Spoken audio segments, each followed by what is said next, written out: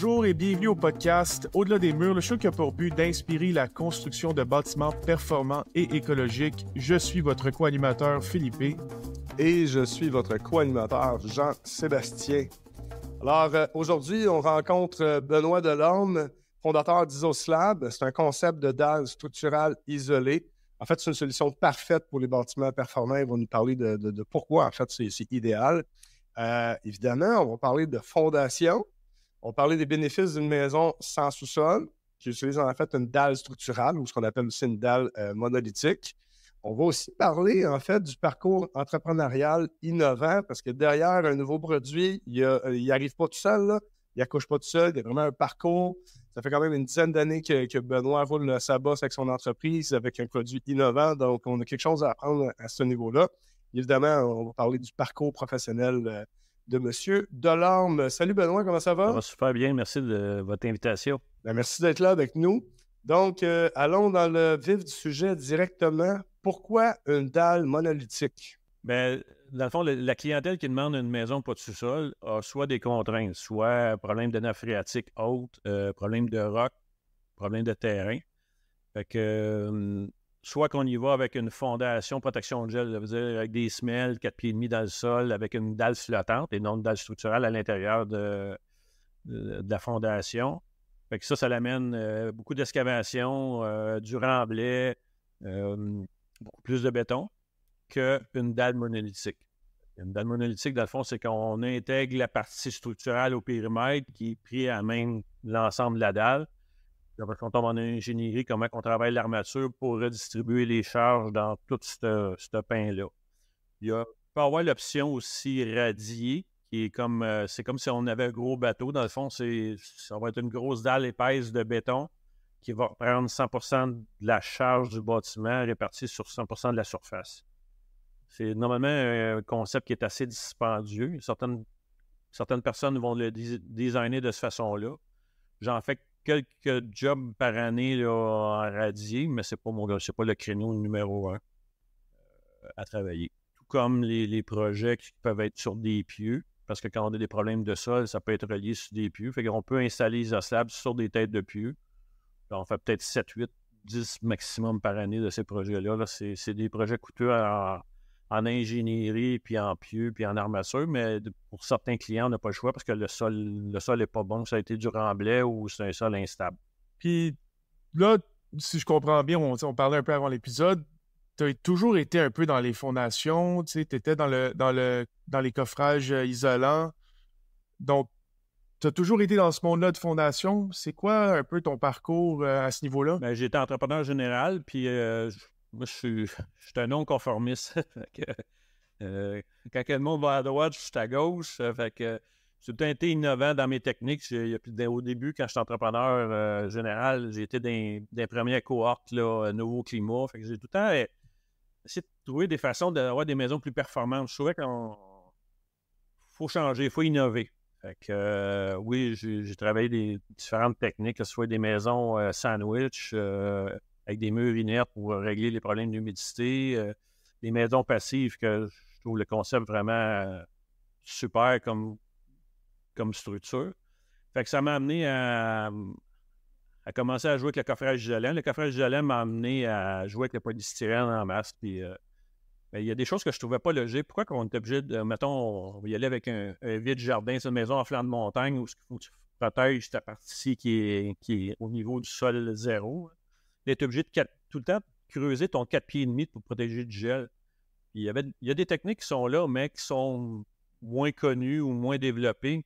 Puis pourtant, la technique que j'utilise, elle date du Code canadien des années 50, entre 50 et 60, là.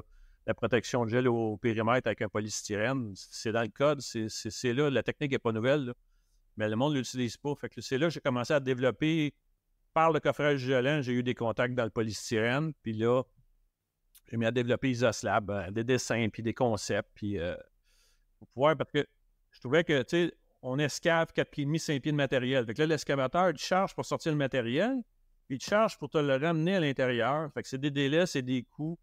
C'est jamais simple.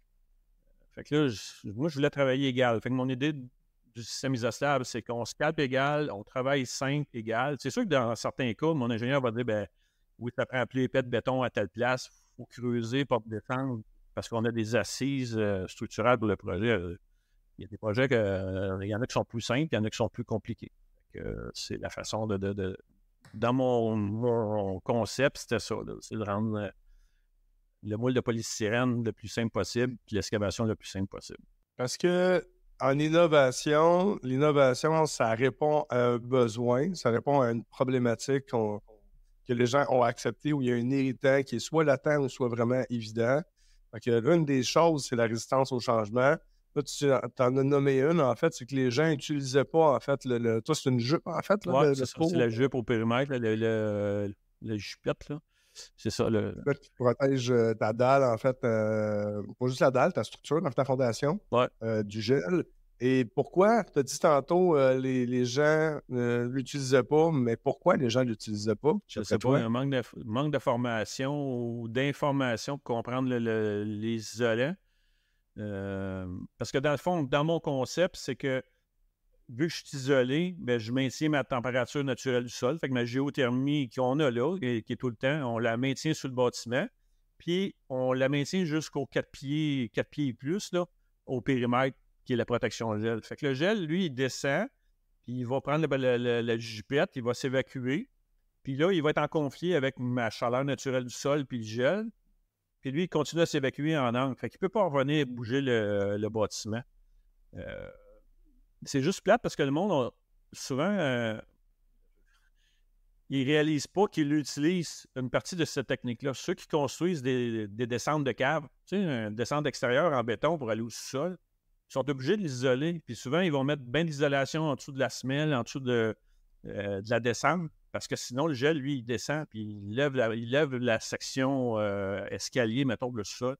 C'est de travailler avec des isolants de la bonne façon. Fait que cette partie de jupette-là, protection de gel au périmètre, elle est présente. C'est juste que pourquoi que les gens ne l'utilisent pas, ils ne l'ont pas développé. Tu sais, les habitudes sont dures à changer. Hein? Bien, c'est ça. C'est pour ça que j'ai commencé la question par résistance au changement. C'est généralement ça, l'innovation. Et d'ailleurs, le but du podcast, c'est justement de descendre un peu cette résistance au changement, pas tant de battre contre la résistance, mais juste le manque d'information. C'est souvent la raison numéro un de on n'utilise pas quelque chose de nouveau. Des habitudes, évidemment. Puis, mais là, dans le fond, ta jupette, ce que j'ai vu sur ton site web, c'est être un petit peu en angle. Ouais. Fait qu'il y a une raison pour être en angle. Ben, c'est pour l'évacuation de l'eau. Le ruissellement, dans le fond, c'est qu'on ne veut pas qu'il y ait d'eau qui reste stagnante dessus. C'est juste d'avoir un angle pour que l'eau s'évacue.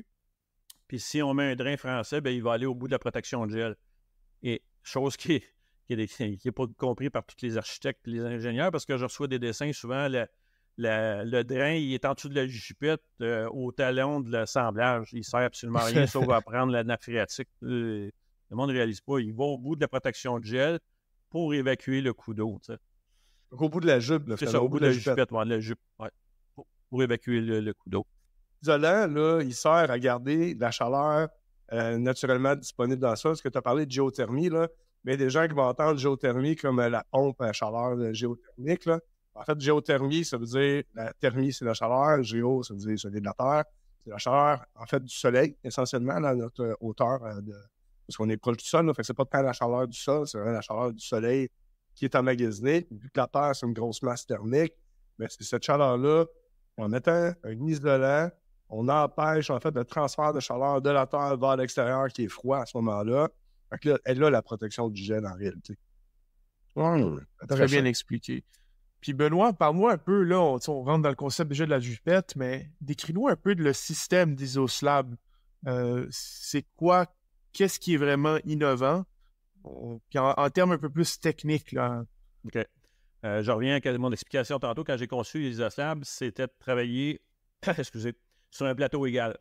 Fait qu'à partir du plateau égal, la base de la menuiserie, c'est tu pars de tes coins, ton trait carré et ton niveau. C'est ça qui était dans mon concept. Fait que ça rend ça le plus user-friendly, moins compliqué sur le chantier.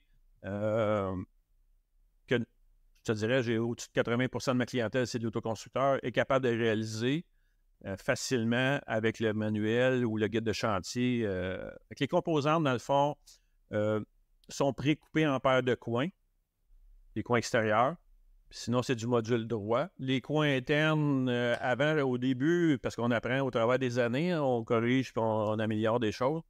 Je faisais des coupes, pas des 2 coins intérieurs coupés 45 parce que j'avais trop de pertes, parce que mon module de porte-tour mettons, si on y va dans le modèle standard pour la majorité des maisons jusqu'à 2 étages et demi, c'est mon modèle 14 pouces. Fait que lui, il a 14 pouces de haut total. Il y a 2 pouces d'isolant de haute densité pour avoir 12 pouces de béton. Puis il y a 24 pouces total de projection interne. OK. Initialement, il était en 8 pieds de long. Il était coupé au CNC parce que au début, quand on a commencé comme ça, là, même j'ai encore des modèles qui sont coupés au CNC. Fait que c'est coupé dans un gros bloc de polystyrène. Ma shape est découpée. Puis c'était produit de cette façon-là. Depuis l'année passée, ça m'a pris 1 an. On a fait venir un moule d'Italie. Fait que maintenant, depuis 2023, mes composantes sont pour le modèle 14 pouces, qui est mon modèle qui sort le plus, là, qui est le go-out. Lui, dans le fond, il est moulé en longueur de 4 pieds, puis il clip un dans l'autre. On a fait des changements, des améliorations d'épaisseur au périmètre pour rencontrer les nouvelles normes, nouveaux climats qui vont devenir standards. Fait que dans mon concept, on part des coins extérieurs, on ferme les axes, le niveau. Ça se passe sur le niveau, dans le fond. On demande d'avoir un pad de gravier net. Pourquoi du gravier net? C'est parce que ça ne se compacte pas, ça ne se déplace pas, puis c'est le drainage que je veux. Je veux contrôler le transfert d'humidité au polystyrène, parce que du polystyrène mouillé, ça va le transférer au béton. Puis la pire chose qu'on peut avoir, c'est du béton humide, ça ne chauffe pas, c'est inconfortable, c'est un feeling d'avoir les pieds froids. Oui. C'est pour ça qu'on demande tout le temps du gravier net. Puis le plombier, c'est là-dedans que le plombier travaille pour faire son sous-terre, c'est du gravier net. Fait que dans le concept, c'est ça les composantes. Il y a un U de métal qui permet de ceinturer tout l'assemblage, dans le fond, de le strapper, de le maintenir ensemble, qui fait que ça ne bouge pas. La chose que le monde réalise moins, c'est que du côté mécanique, mon module isoslab, là, vous voyez le bâton, Ouais. le L inversé, fait que le poids du béton écrase mon module, ça l'annule la pression latérale. Fait que ça ne force pas. Contrairement à une forme de bois, les coffreurs ou les gars de fondation ou de dalle, il faut qu'ils braissent à mort le panneau de bois parce que lui, il se bat contre la pression du béton. Moi, il n'a pas de pression parce que par sa forme, le poids va l'écraser, ça annule la pression latérale. Je joue avec des densités de polystyrène. Fait que le module se retrouve être en 40 PSI. Le restant, majoritairement, j'ai du 20 PSI. Je peux travailler avec du 35 PSI pour mes dalles extérieures, qu'est-ce qu'on appelle les dalles froides. Quand le projet a des dalles chaudes, le bâtiment, et mettons des perrons, galeries qui sont en dalles froides, bien là, je vais changer mes densités de polystyrène. Fait que je varie avec mes densités de polystyrène, mes élévations de polystyrène à l'intérieur. Fait que si on revient au modèle qui est le plus commun, le modèle 14 pouces, on se retrouve comme concept 12 pouces de béton avec 2 pouces isolants dans le premier 2 pieds. À l'intérieur, on a vu qu'on est égal. J'ai 14 pouces de haut. Ma dalle centrale a tout le temps 6 pouces de béton. Ça veut dire que j'ai 8 pouces d'isolation en dessous. Fait que ça me donne... L'isolation est à 4,2 au pouce. Fait que je suis à 33,6 intérieur en dalle en valeur R sous la masse de béton.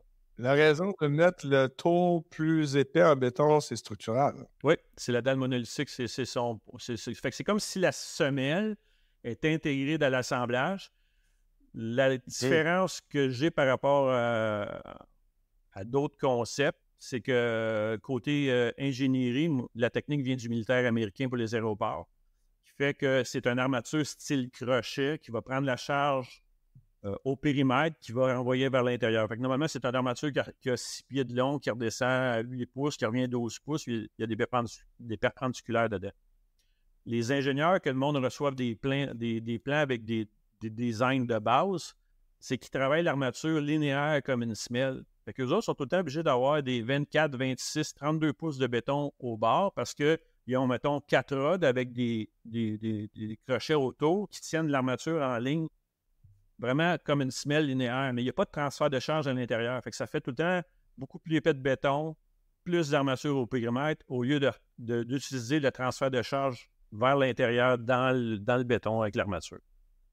C'est pour ça que je n'ai pas beaucoup d'ingénieurs qui connaissent cette technique-là de travail là, au point de vue dalle. Il faut qu'il y ait vraiment une formation en dalle monolithique. Mais toi, ton kit, ça vient tout prépensé. Là. Quelqu'un l'achète, il n'y a pas à caller un ingénieur pour ça.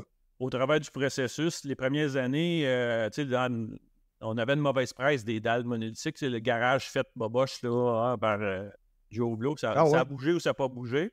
Puis les villes, souvent, elles étaient réticentes. Mais depuis Isoslab, vu qu'on fournit tout le temps un plan d'ingénieurs, c'est sûr que les garages, je te dirais qu'il n'est pas requis, puis le monde ne paye pas pour l'ingénieur. On donne des grandes lignes, puis le monde est capable de travailler avec ça.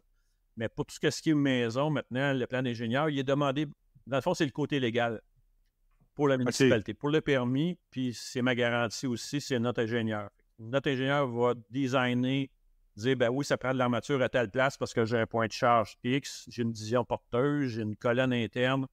Ça va être ça qui va être spécifié.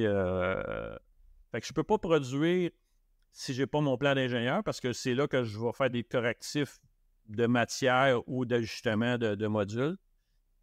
Surtout avec le nouveau module depuis cette année, là, je l'ai amélioré pour ça, pour être plus facile d'ajuster mes élévations sur les chantiers. C'est la partie ingénieur qui est le côté blindé. C'est ça, mais vous le fournissez en fait chez Isoslab. Quelqu'un achète le kit chez vous, ça vient ultimement le service complet avec l'ingénieur. Oui, c'est ça.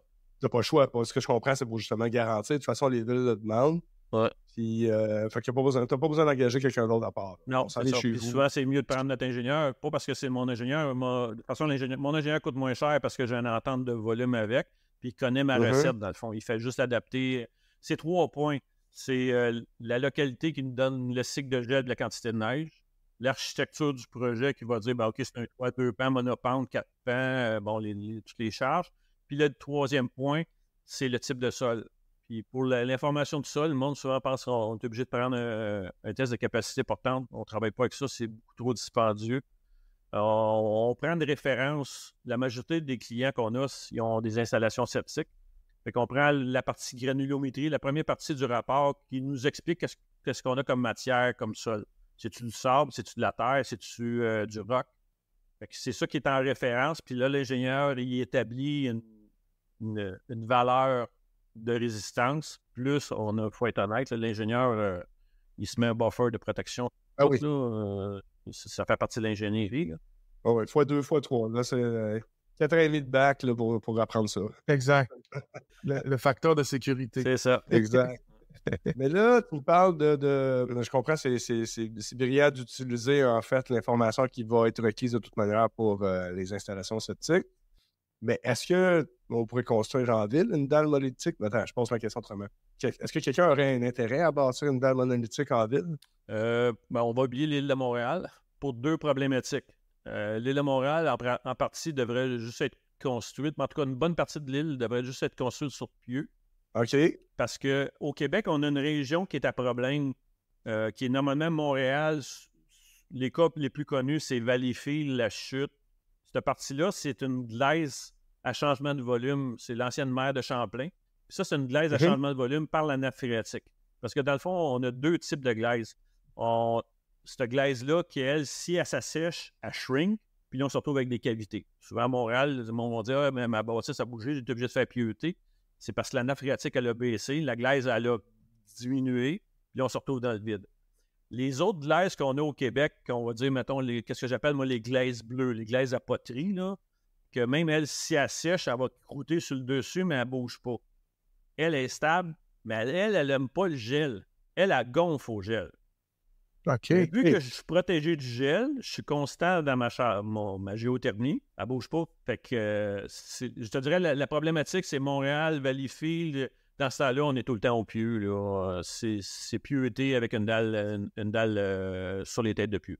Puis un pieu, c'est quelle profondeur? Je connais absolument rien des fondations. Là, c'est du pieu au refend qu'ils appellent. C'est comme un gros tuyau qui est descendu dans le sol. Puis eux autres, ils descendent. Ça ne veut pas dire qu'ils vont descendre jusqu'au roc, mais ils descendent jusqu'à ce qu'il y ait une résistance X quand c'est de la mécanique. Là, je m'y connais un petit peu, mais je ne suis pas l'expert. Quand ils compriment ce pieu-là, jusqu'à un moment donné, là, il y a tellement de résistance que là, ça donne le buffer. Là. Ah, c'est ça, les grosses tours qui bâtissent à Montréal, puis tu vois l'espèce de grosse grue qui fait toc. Ouais. Il y a des places que ça va être des. Je sais qu'il y a une autre technique, c'est plus un H-beam.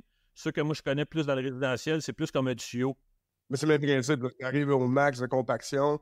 Fait que là, tu sais que tu vas avoir une résistance à, justement, à la contrainte un peu comme les mécanique dessus. technopieux, technopieux, mais les pieux vissés, là. Qu'eux autres aussi, Oui. là-dedans, ils ont une machine à compression qui fait qu'ils savent qu'il est rendu à une telle résistance à cause de l'assiette. Ça se maintient. Mais dans mon cas, moi, avec l'ingénieur, c'est pas des pieux vissés normalement qu'on va travailler. Là, c'est plus, ils appellent ça des pieux au refend. Au refend. Ouais, c'est OK. d'une résistance. Ouais, il y a c'est- plusieurs types de pieux, Ouais. honnêtement. Là. C'est pieux vissés, pieux forés, pieux abattus. Ouais, En tout cas, il y a abattu, plein. refend, c'est ça. Ouais. C'est vraiment Exact. c'est un créneau qui est assez spécial. Comme j'ai dit au début, c'est coûteux en ingénierie, puis c'est un processus qui est long. Fait que c'est pour ça que c'est pas mon créneau. C'est pas les numéro un. territoires idéaux pour toi. Vous voyez, l'autre base, c'est dans quoi vous chaînez, mettons, Isoslab, là? C'est quel genre de projet de terrassement, pas de terrassement, mais de terrain, là? Ah, le terrain, ben c'est sûr, moi, quand le monde a des problèmes de nappe phréatique, j'ai pas de problème. Sur le roc, c'est l'idéal. Sinon, ben, le terrain standard, tu sais, je dirais que ma clientèle d'autoconstruction ou d'entrepreneurs dans mon modèle 14 pouces est peut-être à... Donc, 70% de ma clientèle est dans le modèle 14 pouces. J'ai le modèle passif, qui est vraiment juste fait pour les maisons à double ossature, là. Vraiment, OK.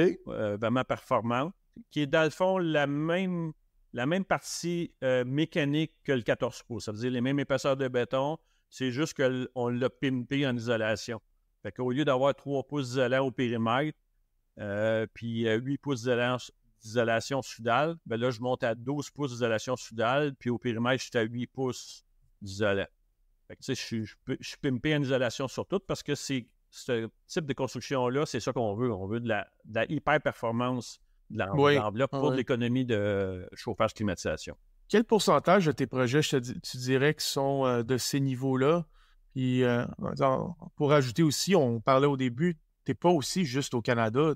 Ton produit aussi est vendu aux États-Unis, si j'ai bien compris, et bientôt en Europe, c'est ça? Ouais, c'est ça. Ah ouais, international. Wow. Ouais, ben, j'ai eu mes brevets. J'ai commencé avec mon brevet canadien. Pourquoi qu'on prend un brevet? Ben, c'est pour se protéger, du copyright puis du concept. Fait que j'ai développé le Canada. J'ai approché un agent de brevet au tout début.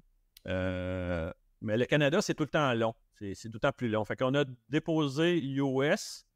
US, ça a été assez rapide à sortir. Fait que quand ça l'a sorti, le US, ben là, le Canada a dit « Ah, ben, il y a le US, ben, on donne le Canadien. » Fait que mon premier US a sorti, mon Canadien. Après ça, j'ai demandé mon deuxième US. Parce qu'au US, tu as deux types. C'est le processing puis le concept que tu demandes des brevets. Fait que j'ai mes 2 brevets américains. Là, on va demander un troisième parce que là, j'ai eu des améliorations sur mes composantes. Fait qu'on va déposer ça. Puis au mois de juillet, j'ai fini par avoir mon brevet de la nouvelle entité européenne, là, parce qu'ils fait un regroupement des pays. Je suis les premiers à avoir un brevet là, au niveau de l'Europe. L'Europe, c'est vraiment d'essayer de trouver quelqu'un pour vendre mon idée. Je ne veux pas m'en occuper d'ici. Là. Juste le Canada. Le US, si je pouvais avoir quelqu'un qui a déjà commencé à m'approcher pour développer ce marché-là. Ah ben, on te le souhaite. C'est des gros marchés. Puis honnêtement, il y a beaucoup de bâtiments. Il y a plus de bâtiments performants. Évidemment, en Europe, on n'en parle pas. Ça vient de là, le bâtiment ultra performant. Ouais. Mais aux États-Unis, il y a quand même des noyaux d'endroits. Toi, tu vois, c'est où, mettons, aux États-Unis, là, qui sont plus intéressants à tes produits? Ben, tu sais, l'usine mon usine de sous-traitance qui fait toutes mes composantes est à Wakefield-Gatineau, juste au nord du parc de Gatineau. Fait que c'est sûr que ça donne bien. Tout ce qui est le nord-est américain, c'est vraiment Passive House, là, tu sais, Vermont, Maine, l'État de New York. Ça, c'est vraiment des places. Sinon, après ça, tu retombes à l'autre bout, dans le fond, l'Oregon, puis cette partie-là qui a un petit peu de Green Boulder, mais le gros créneau américain est vraiment de notre côté à nous autres. Là. Fait que ça l'aide les frais de transport parce que ça reste que c'est du polystyrène qu'on livre. Hein, fait que c'est volumineux. C'est pas pesant, mais c'est volumineux.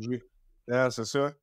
À part les bâtiments performants, les maisons, là, ça sert à... Est-ce que ça peut servir en industrie? On pourrait-tu utiliser ça pour... J'ai un modèle pour du multilogement commercial industriel qui est mon modèle 24 pouces que dans le fond, lui, on est rendu un concept que là, je ne peux plus être égal sur mon... Je peux plus être égal en plateau de travail parce que je me retrouve à avoir des bonnes mesures de béton périmètre. Fait que le plus gros projet qu'on a fait, j'avais 32 pouces de béton périmètre.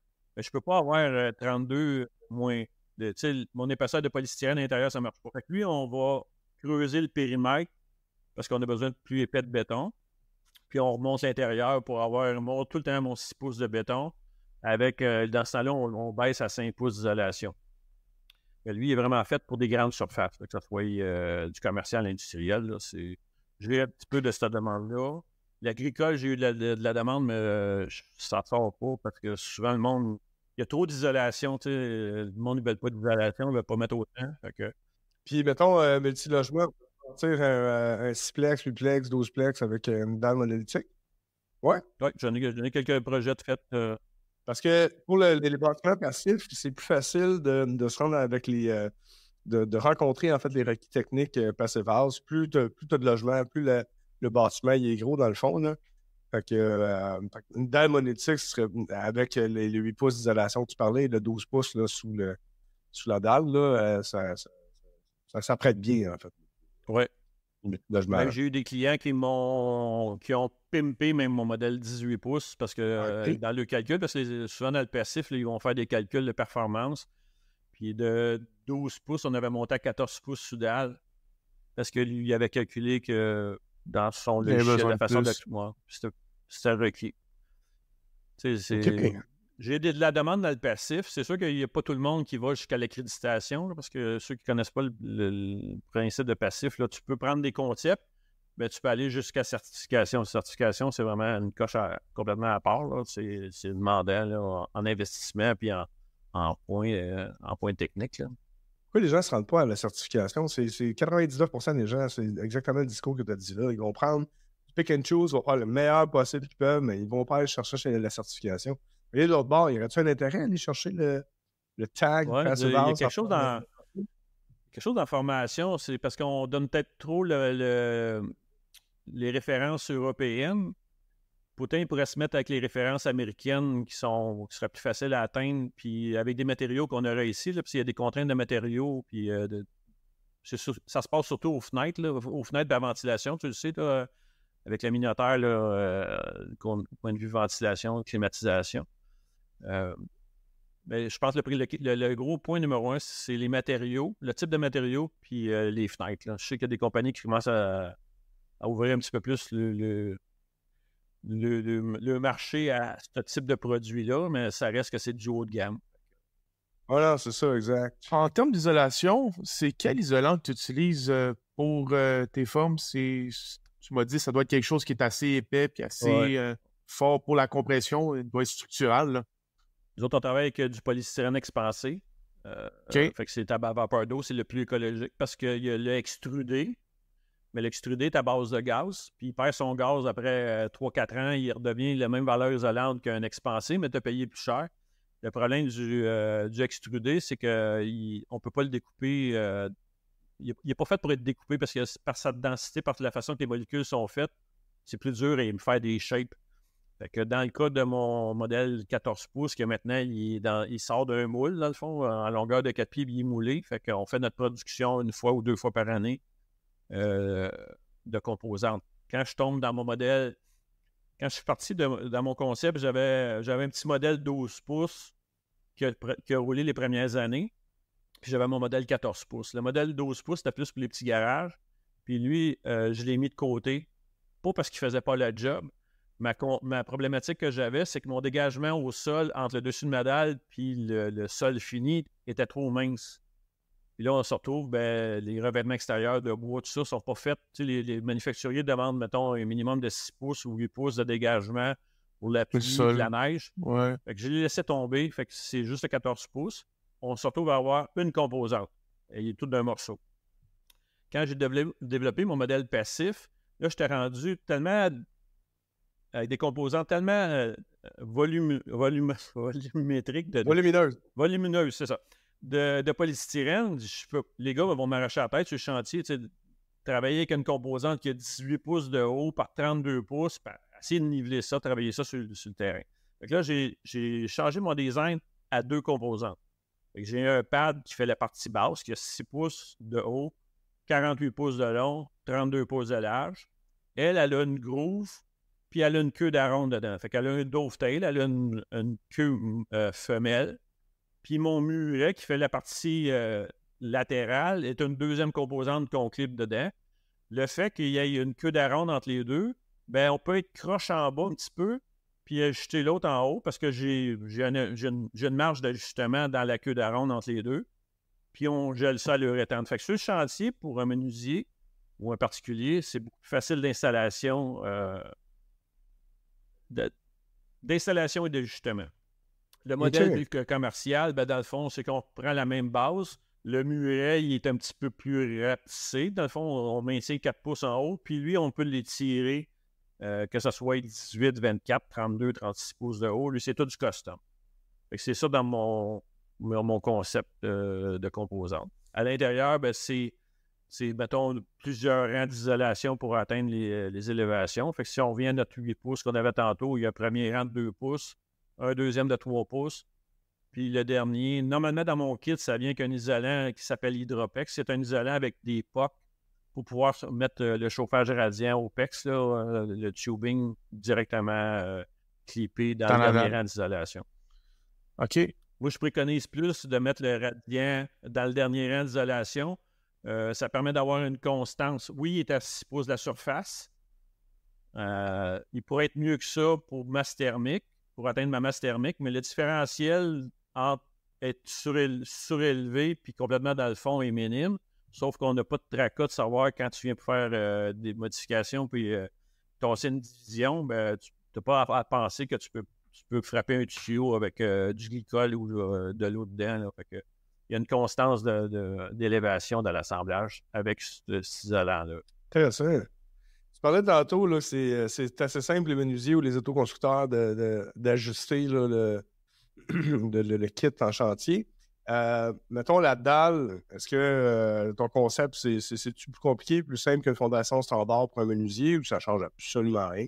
Y a-tu des précautions particulières pour construire sur une dalle versus une fondation standard? Ben, la dalle, c'est le créneau. C'est ça que le monde veut, c'est pas une fondation. Là. Fait que la fondation, c'est tout un coffreur. Le coffreur ne touche pas d'autre chose que des panneaux de plywood. Il faut être honnête. Là, lui, il loue ses panneaux de plywood, puis c'est go for. Fait que même ces gars-là ne touchent pas au coffrage isolant. Je le vivais les années que je donnais de la formation CCQ coffrage isolant. C'était des menuisiers qui venaient se former, c'était pas des coffreurs. Fait que cette partie-là est vraiment là. Au Québec, c'est un cimentier applicateur qui fait la mise en place du béton. C'est pas un coffreur. Fait que le cimentier applicateur, lui, il coule, il fait la mise en place du béton. Certains vont faire juste la première finition, qui est, mettons, l'hélicoptère ou à truelle. Puis il y en a qui se sont spécialisés à une finition post-queue, après que la queue soit finie, quand la maison est finie, puis les autres viennent polir au diamant. Puis là, il offre différents finis, là, dépendant de ce que le client veut. Il y a des gars qui se sont spécialisés dans ces deux créneaux-là. Fait que la mise en place du béton se fait par un cimentier applicateur. L'assemblage du polystyrène, c'est un menuisier. C'est vraiment la base de la menuiserie. Comme je disais tantôt, les coins, on ferme très carré. Après ça, on gère ces mécaniques. Ça prend combien de temps, disons, prenez un job de, je sais pas, de 1500 pieds carrés, là. Ça prend combien de temps à faire deux menuisiers, le setter? La préparation, pas la dalle, mais la préparation. Ben, la préparation, c'est l'excavateur qui va préparer le pad. Dans le fond, il va enlever le végétal, parce qu'on ne veut pas avoir de végétal, parce que du organique, ça se compacte puis ça change. On enlève le végétal, on prépare le plateau de travail, on met du gravier net, on demande 6 pouces minimum de gravier net. Pourquoi du gravier net? Comme je disais, pour le drainage, ça ne se déplace pas, on n'est pas obligé de compacter. Puis le plombier, c'est là-dedans qu'il veut travailler pour faire son sous-terre. Quand c'est fait, le menuisier passe ses coins, il va braiser ses 2 coins pour faire son premier trait carré. Dans le fond, c'est 3 coins d'éclairage. Après ça, le restant, c'est le niveau 3e, 4e coin installé. Ça dirait un 1500 pieds à 30 par 30, 2 menuisiers, quand tu as passé 3-4 heures, tu as fini le tour. Là, il faudrait que tu attendes que ton plombier revienne tirer ses axes, faire son sous-terre.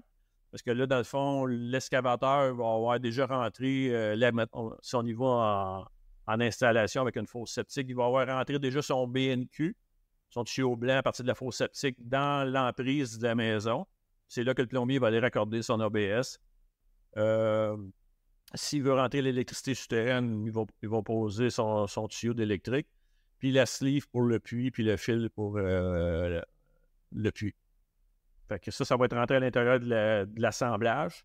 À partir d'un coup, l'assemblage est fait au périmètre, bien là, le plombier va vraiment tirer ses actes. L'exemple, je donne tout le temps un îlot de cuisine. Là, tu n'as pas le choix, tu ne peux pas passer par les murs, par le plafond. Fait que c'est tout le temps, ça, c'est tout soudable. Fait que ce soit que l'électricité, le drainage, l'eau chaude, l'eau froide. Ça va tout être là. As-tu assez de place pour passer les conduits de ventilation? Parce qu'il y a des fois des projets que tu veux faire du soudage, là. Oui, ça, c'est sûr qu'on peut passer dans la partie isolante. ça peut être tribé dans la partie isolante, là. Même la plomberie, ça m'est arrivé un projet que la façon que la maison était faite par rapport aux pentes, ben la partie de l'ABS était, dans le fond, au-dessus du gravier parce qu'elle était dans le 8 pouces d'isolation pour garder ses pentes. Fait que conduit de ventilation pourrait être par-dessus le gravier au travers de l'isolation. Tu as 8 pouces d'isolation. Fait que je pense que tu es capable de te passer des conduits dans cette partie-là. Bon, on est capable de travailler là-dedans. Fait que finalement... c'est le modèle passif, t'as encore mieux, tu as 12 pouces d'isolation. Oui, ben c'est ça exactement. Mais évidemment, si tu gruges dedans, tu perds un peu d'isolant. Moi, je ne suis pas un gros fan des conduits soudales parce que ils sont là, puis ils sont là pour la vie, là, dans le fond. Là. Je préfère éviter ça le plus possible. Là. Mais des fois, ça peut être plus simple. On vient de compléter un projet où on aurait aimé ça le faire. On n'avait juste pas la place pour partir de la salle mécanique destinée au grand espace. Mais c'était effectivement, c'est une dalle de... Je sais pas si c'était monolithique, mais il n'y a pas de sous-sol là-bas. Dalle ou fondation. Oui, mais un beau projet. Donc, c'est simple d'exécution pour placer, en fait, la structure de Isoslab. Il y a même un quart de métier de moins. Fait que, on simplifie à ce niveau-là. Que ce soit d'excavation, tu as moins d'excavation, en fait, pour un projet, parce qu'évidemment, tu as juste à enlever le couvert végétal. Après ça, tu as de la pierre nette 3/4, j'imagine, comme tu parlais. Ouais, demi ou 3/4, là. Le demi, d'accord, plus facile. Il y a des places où on est capable d'avoir de la demi. C'est plus facile, plus simple sur le gâteau. Oui, c'est ça, c'est plus facile à niveler et tout. Après ça, tu coules moins de béton qu'une fondation conventionnelle. Oui. Ce qui est un point très, très, très intéressant. Là, on va rentrer tant dans le vif du sujet, mais le moins de béton qu'on a, plus faible empreinte de carbone que le projet va avoir. Effectivement. Pourquoi, dans le fond, Philippe, pourquoi qu'il y a le carbone, c'est très intensif. Le carbone, je dis le béton, c'est très intensif en carbone. Ce processus-là fait que le plus qu'on essaie d'en enlever, déjà de ne pas avoir de sous-sol, on est winner. Ouais. Puis en plus de ça, le système permet d'avoir une réduction pour une dalle sur sol. Ton système permet d'avoir déjà une réduction encore plus grosse de béton. Fait que c'est une bonne façon là, de réduire le carbone du projet, le carbone intrinsèque du projet. Ouais. Parce que le béton, lui, c'est quoi? C'est pour le transporter, le fabriquer? Est-ce qu'il y a une bonne empreinte de béton? Exact, dans la fabrication du ciment. Exact. Ouais. Qui est vraiment très intensive en carbone. En avant-podcast, on parlait justement de toi et moi, Philippe, là, de béton un certain type de béton qui va emmagasiner justement, qui va aller capturer le carbone dans l'atmosphère puis va aller l'injecter.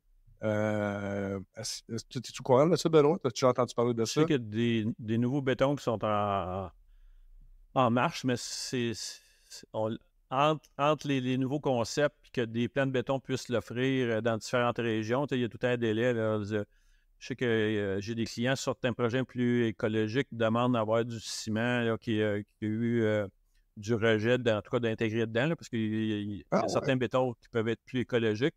Mais il n'y a pas toutes les compagnies de plans de béton qui offrent ces options-là présentement. Je pense que c'est la demande qui va faire qu'à un moment donné, ça va être plus facile d'avoir dans différentes régions. Là. Exact. C'est un processus que oui, c'est faisable. Ils appellent ça un béton qui est un peu plus écologique. C'est quelque chose qui est déjà un peu plus disponible sur le marché. C'est sûr, c'est plus cher. C'est pas trop facile de le trouver. La meilleure façon de sauver, comme je dis, c'est de sauver la quantité de béton qu'on met. C'est juste, tu sauves la quantité de béton, c'est déjà winner. Mais sinon, tu sais, en innovation aussi, il y a plusieurs produits maintenant qui s'en viennent sur le marché. Donc, peut-être qu'il dans les prochaines dizaines d'années, on va voir un gros changement à ce niveau-là. C'est des blocs de béton là, qui sont déjà vraiment, eux, préfabriqués, mais eux, ils ont un carbone intrinsèque qui est hyper bas. Ils capturent le CO2 pour faire ce béton-là. Il y a quelques initiatives, là, je crois qu'il y a 2 initiatives qui partent en fait de Montréal, je crois que c'est Carbicrete puis Carbon Cure, qui ont des très, très beaux produits là-dessus, mais on n'est pas rendu encore dans du béton coulé. C'est quelque chose qu'on va encore voir dans les prochains 10 ans changer beaucoup, d'après moi. J'ai eu une cliente il y a quelques années qui était qu'est-ce qu'on appelle une hypersensible. Il y a certaines personnes qui sont qu'est-ce qui est solvant, matériaux, champs électromagnétiques et tout. Là. Puis je sais qu'elle avait fait, ça n'avait pas été évident de trouver le maximum, parce que là, même l'armature, ça ne marchait pas. Il fallait mettre de l'armature de fibre de verre. Dans ces bétons, la finition de béton, c'était pareil. Il fallait qu'il y ait 0 solvant. La maison avait été en ventilation pendant plusieurs mois pour être sûr qu'il n'y avait plus rien de nocif. Pas tant juste le béton, là, mais de l'ensemble du bâtiment. Là. Que c'était vraiment spécial comme approche. Là, parce que oui, il y a de plus en plus de gens comme ça. On avait parlé un peu avec André Fauteux dans un de nos précédents podcasts. Effectivement, on est bombardé de plus en plus avec des produits chimiques, avec des ondes électromagnétiques. Fait que c'est sûr qu'il y a certains qui développent des intolérances / allergies à ça. Là. On parlait, là, je suis en train de résumer en fait des avantages de ton concept et du concept de dalle monolithique. Pourquoi c'est quoi les problèmes en fait d'une fondation standard avec sous-sol, mettons? Ben avec sous-sol, c'est sûr qu'avec sous-sol, on ne compare pas une maison sous-sol avec une maison sans sous-sol. C'est deux choix de bâtiment. Je comprends. Le sous-sol, souvent, c'est de contrôler le drainage puis la perméabilité. Parce que sinon, tu ne veux pas avoir un sol qui est froid et qui va être humide. Puis le problème de luminosité. Souvent, là, quand on va voir des sous-sols, là, ça sert plus de rangement que vraiment de pièces qu'on utilise. Là. Fait que ça, c'est pour ça qu'il y a de plus en plus de monde qui veulent avoir des maisons pas de sous-sol. C'est sûr que les personnes limiter les escaliers, ben, ils veulent avoir des pleins pieds. Fait que ça, c'est de cette façon-là. Si je me compare à ce que le code dit directement, on va y aller avec une semelle, avec une fondation protection de gel qui va avoir 4,5 pieds, 5 pieds de profond. On renchose, on met minimum d'isolation, puis on coule une dalle flottante à l'intérieur. À comparable, mettons, on va dire un 30 par 30 isoslab par rapport à une fondation protection de gel, pour arriver au final, là, avant qu'on commence la structure, je devrais être en minimum 40% moins cher qu'une fondation protection de gel avec une dalle flottante. Quand même majeur, c'est une grosse différence, là, pareil. Là. C'est sûr que certains excavateurs qui sont wise guys un peu, ils n'aiment pas mon produit parce qu'il est pas mal moins payant pour l'excavateur. C'est entre une job à 15 000 et une job à 3 000. Non, c'est ça exactement. Là. Mais justement, parlons de cash un peu là, pour ton produit. Là. On peut l'évaluer à combien? Comment tu l'évalues? C'est-tu au pied carré? C'est-tu au projet? Le système ne marche pas au pied carré. C'est vraiment du custom parce qu'il faut que je chope mon périmètre, mes changements d'angle, puis après ça, ma surface. Parce que dans le fond, dans mes composantes, la partie qui coûte le plus cher, c'est le module isoslab de périmètre et la jupette. Dans le fond, le restant, c'est 3 rangs d'isolation avec j'ai un triangle qui sert pour faire des pentes douces parce que le béton n'aime pas les pentes abruptes. Si on peut y aller par décalage de 2 pouces, mais du 4 pouces, 6 pouces de dénivelé, le béton va être porté à faire des fentes parce qu'il peut y avoir un mouvement. Autant un mouvement juste pendant la cure que, moindrement, s'il y a de quoi, il y a un point de tension. Le béton n'aime pas les points de tension. C'est pour ça que j'ai pas de règle de pouce. Je peux pas... plus c'est grand, moins ça revient, mais moins cher au pied carré, mais on ne peut pas donner de comparable au pied carré. Quand on parle pour le modèle standard, les deux autres, le passif ou le commercial, ben, c'est vraiment du custom là. As-tu déjà, comme mettons des modèles que 2 mètres pieds carrés, attends-toi à tel range de prix, 4000, tel range? Non, c'est vraiment ça que je dis aux gens. Faites une demande par le site web de demande avec l'information du projet, le lieu aussi, parce qu'il faut calculer les frais de transport à partir de l'usine de Gatineau. Mais dans la soumission, même quand je suis hors région, je donne déjà le volume de transport pour que les gens puissent regarder avec un transporteur local. Ça représente quoi comme volume pour venir chercher le matériel. Okay. Mais on peut dire que, surtout des terrains plus accidentés, des terrains qui nécessiteraient beaucoup de dynamitage, beaucoup d'excavation, beaucoup de remblais, on a un avantage à utiliser ton système si on veut un bâtiment performant encore plus. Et globalement, on est à 30 à 40 moins cher qu'une fondation équivalente standard code. Pour un projet régulier, comme tu dis, quand on tombe dans le rock, là, c'est encore plus, on est encore beaucoup plus avantageux là, parce que ceux qui ont fait des projets avec des fondations en escalier, ça coûte une fortune. Là. C'est ça, là. Okay. Certains projets, j'ai eu des merges, si on pourrait dire, mais genre, c'est pas le bon terme, là, des jointements entre le isoslab puis de la fondation, surtout quand on tombe en plan de montagne. Là, ouais. Puis même, j'ai fait du isoslab, j'ai des clients qui ont fait du isoslab 2 niveaux, il y avait un niveau, j'en ai une à Québec, un entrepreneur qui a fait le garage 8 pieds plus bas avec le modèle 14 pouces. Il a fait un mur de coffrage isolant pour retenir le dénivelé du bas et du haut de 8 pieds. Puis en haut, la maison était en passif. Fait que dans certains cas, on peut le faire. J'ai des clients quand je travaille avec eux autres qu'on l'offre. Là. Mais moi, j'aime bien ta solution. Là. Je veux dire, c'est plus simple. Overall, quand tu regardes dans la gestion du projet global, c'est plus performant. Tu as une économie de coûts. Tu peux le combiner. Ça vient avec une histoire. C'est tout pensé. Tu as ton plan d'ingénieur. Tu as ce qu'il faut avec ça. Intéressant. Ouais. Parlons un petit peu d'innovation globalement. Je pense qu'on a fait le tour du produit Isoslab, à moins que tu voulais parler d'autres choses. Là. Non, pour venir au dernier, ma dernière innovation de cette année, le moule, dans le fond.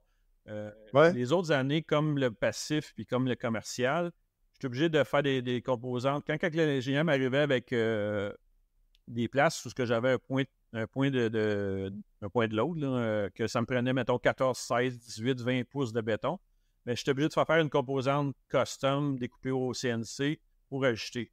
Avec le nouveau moule, on a créé un muret qui est constant, mais que lui aussi a une queue d'aronde sur le dessus, qu'on y rajoute un insert pour adapter mes hauteurs, mes élévations, pour que ce soit plus facile sur le chantier d'ajuster les points spécifiques qui viennent du plan d'ingénieur qu'on a besoin d'avoir plus épais de béton.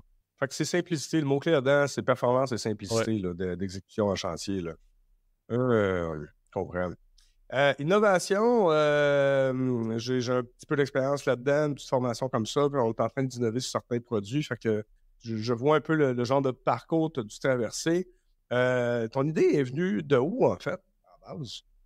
Comme je te disais tantôt, j'ai travaillé avec un ingénieur point de vue concept là, pour protection de gel et tout. Cette partie-là, je la comprenais déjà.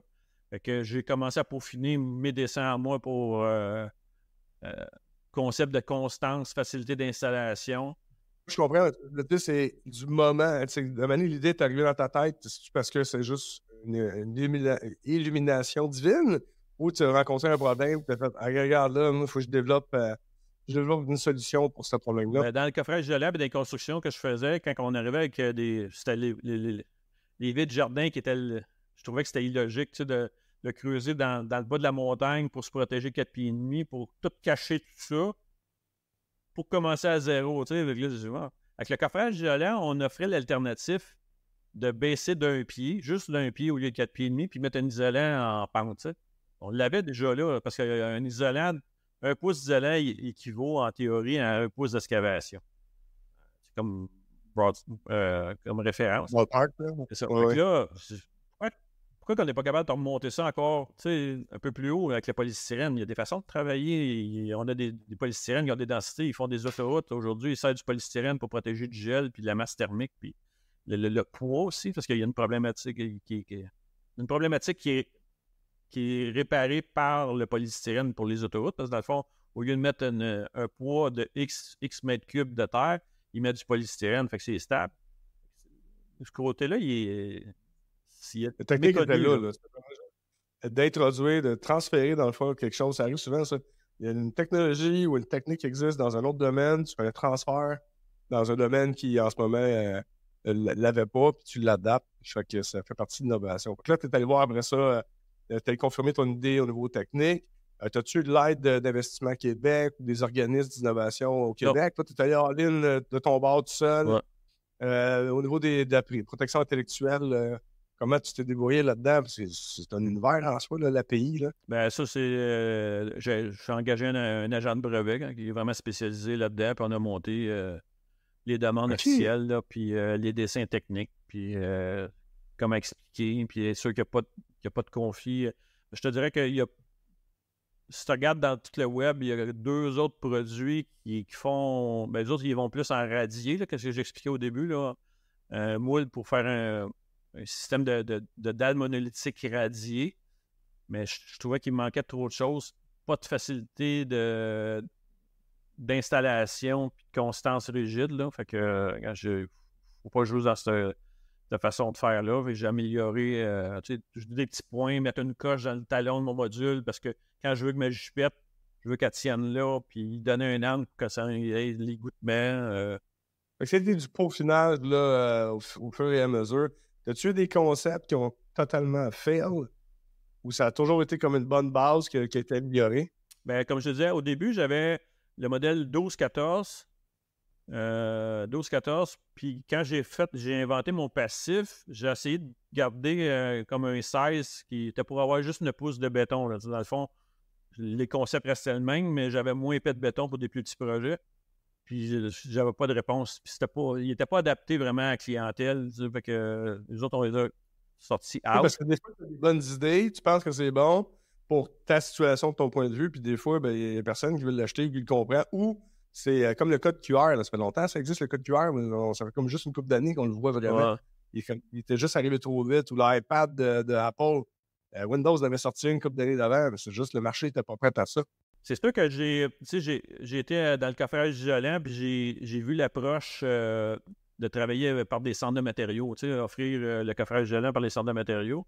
C'est dur, cette partie-là, parce que, on n'a pas une constance de gars au comptoir pour les pros. Le gars, il n'est pas là pour te conseiller. Il prend ta commande, puis donner des conseils en construction, puis en formation par les centres de matériaux, c'est pas le best. Ouais, c'est pas le best. Fait que mon système, à cause de l'ingénierie, c'est pas un produit que je peux prendre, puis je vais dire, je vais le mettre chez Home Depot, sa tablette, puis le client va pouvoir arriver là pour se servir. Fait que c'est cette partie-là qui, présentement, fait que, point de vue expansion, je ne peux pas rentrer par des centres de matériaux. Faut que je développe autrement. Je m'alignerais plus pour, je te dirais, plus avec des styles franchise, distribution, là, pour séparer le Canada. Les États-Unis, c'est plus ça que je vise, là. Parce que tu as quand même une bonne quantité d'intellectuels qui doit être intégré dans le design, le développement du produit. C'est sûrement des recettes de base qui s'adaptent. Effectivement, c'est pas idéal de mettre. De toute façon, tu veux adapter ton projet au chantier, au projet de la personne. Donc, tu peux pas nécessairement mettre ça en quincaillerie. C'est des fondations à la fin. Là, il faut y penser. On peut pas avoir un one size fits all pour toutes les solutions. Là. On a déjà bien avancé au niveau des fondations. Là. T'as-tu fini d'innover? T'as-tu d'autres idées qui s'en viennent que tu ne t'es pas parlé en ce moment? J'ai une bulle là, que je veux continuer à développer. Il y a un concept qui est une pile thermique, le principe GARP, qui est utilisé pour les serres. Ouais, dans l'Ouest canadien, ils ont fait des projets dans le même principe. C'est que dans le fond, ils prennent la surchaleur des maisons puis qu'ils pitchent dans le sol, isolé, qui fait qu'après ça, tu réinverses ton système au glycol puis tu vas rechercher cette chaleur-là. Mais j'aimerais bien utiliser Isoslab pour faire des serres à pile thermique. Fait qu'on pourrait isoler, dans le fond, c'est qu'on fait comme 2 glacières en dessous de la serre. La surchauffe dans ta serre, tu pitches dans le sol, qui fait que quand tu en as besoin d'ennui ou dans des périodes où tu as moins de luminosité, tu vas rechercher cette chaleur-là qui est emmagasinée en géothermie dans ton sol. Fait que tu boostes ta valeur thermique de ton sol sous ton bâtiment. Moi, c'est pour une serre que je regarde. Là. Oui, mais ça, c'est un principe d'accumulateur thermique. Ouais. Je pense que c'est très brillant, c'est très pertinent. C'est un peu avant-gardiste pour le Québec, mais il y a des endroits où ça peut être bien pertinent. Mais encore, il y a un produit qui est sorti l'année passée, il y a 2 ans, qui s'appelle STEFFE, S-T-E-F-F-E, C'est une nouvelle fournaise. Il me semble que c'est fait au Québec. C'est pas tant une fournaise, c'est un accumulateur thermique. Et Hydro-Québec, l'année passée, donnait des généreuses subventions pour le tester. C'est mis en marché, ça existe en ce moment. Tu n'as pas tant d'économie, en guillemets, d'énergie. Tu peux avoir une économie si tu arrives bien énergie, puis tu chauffes durant la journée quand ça coûte moins cher. Tu chauffes, c'est des briques, là, finalement. Là. Tu as un accumulateur thermique. Là, le soir, dans les pics, ben, au lieu de demander de l'énergie du réseau, tu vas chercher ça là. Mais on peut appliquer le même principe dans des bâtiments plus autonomes, mettons, au remote, ou, tu sais, les capteurs solaires, en fait. Les capteurs solaires qui ne fonctionnent pas au glycol, qui fonctionnent, mettons, le mur trombe, là, qui est comme une espèce de gap entre une vitre et un mur noir en béton, là. C'est ça, là, en fait, l'enjeu des accumulateurs thermiques et solaires comme ça, c'est que c'est bien beau, tu l'accumules, mais pas le jour, tu as besoin de ta chaleur, c'est le soir, quand tu n'as plus de soleil. Fait que tu as besoin d'un accumulateur comme ça. Et c'est moins peut-être populaire en ville en ce moment ou avec le coût d'énergie que Hydro-Québec nous offre, qui est pour l'instant encore dérisoire. Mais du moment que tu t'en vas remote, tu t'en vas dans des endroits où il y a des pannes d'électricité plus courantes à cause de la végétation, si tu bâtis passif, performant, autonome avec les serres, on voit ça, il y a quand même un mouvement là, que les gens veulent avoir des serres pour être plus autonomes. Ah non, c'est brillant ça, là, l'accumulateur thermique, là, directement dans ton range. Dans combien de temps tu sors ça, qu'on te donne ça? Je sais pas. OK. Ben, tu fasses signe, parce qu'honnêtement, en ventilation, c'est une affaire que nous autres, on utiliserait, que ce soit en hydronique, là, que ce soit comme tu parlais, les boucles glycolées ou carrément des tuyaux d'air qui vont se préchauffer. Ça, c'est un principe depuis canadien, dans le fond. Ouais. C'est le même principe. Juste qu'au lieu de prendre la géothermie, tu prends le soleil et tu te dompes là-dedans. Hein?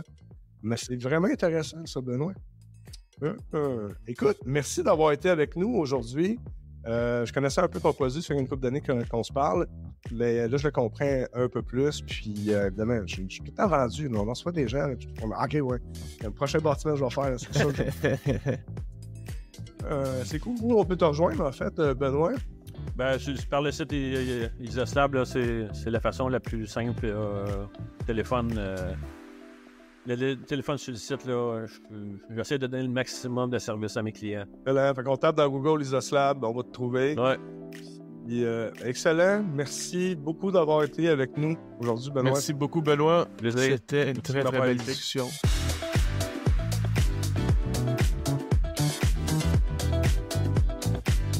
Merci d'avoir été des nôtres pour cet autre podcast Au-delà des murs. Merci Philippe, merci à notre invité. Rendez-vous sur notre site web addm.ca pour plus d'informations sur l'invité du jour. Réécoutez tous les podcasts sur Spotify, iTunes ou même YouTube et abonnez-vous pour ne rien manquer.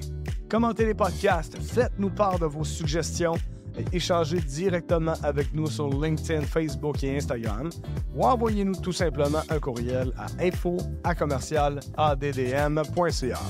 Pour tous vos besoins de rénovation de bâtiments ultra performants Net Zero Ready, contactez Philippe et son équipe via Retrofit, RETROFIT construction.ca.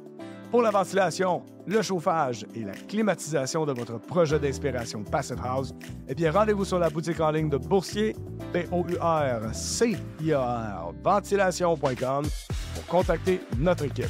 Merci encore une fois et à la prochaine.